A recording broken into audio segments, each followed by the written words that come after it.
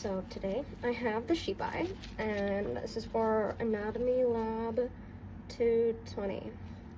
So when put together, you can see that the sheep eye has the cornea, that's right here, and then the sclera that goes around the cornea right here, and a little bit here.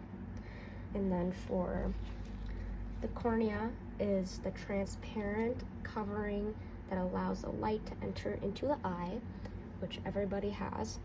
And then the sclera is the outer covering of the eyeball that is right here, and it is a tough sheet of connective tissue that protects the inner structure of the eyeball. And then we have the optic nerve that goes right here. It's on the wing of the outside of the eye almost. And the optic nerve is a bundle of nerve cells that send signals from the eye to the brain, because it is connected to the brain from here. And then when opened, you can see the aqueous humor fluid that is right here. It's a clear fluid that's filling in between the inside of the vitreous humor.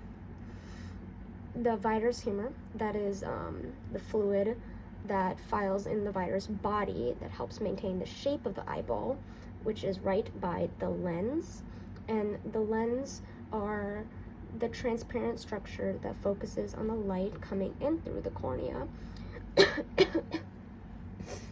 And then the blind spot is right here, as it would be the area that is covering where the receptor cells are for the optic, just to form the optic nerve. And then the choroid layer is almost further out. The choroid layer, it's a thin and dark sheet of tissue that is right between the retina, so it's right here of the retina, and it's between the sclera. And then when looking closer in, you can see that this is the lens, and then the iris would be closer inside right here. That would be under the lens if I did not rip it out.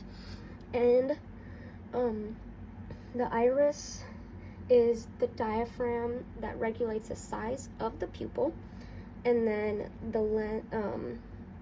the pupil is right here. It would be right between the lens and inside more.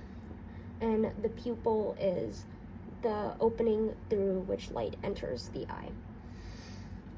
And then the zonula scleraris is right above the lens, I'd say, and that is the ligaments that suspend the lens and stretch it to a focused vision.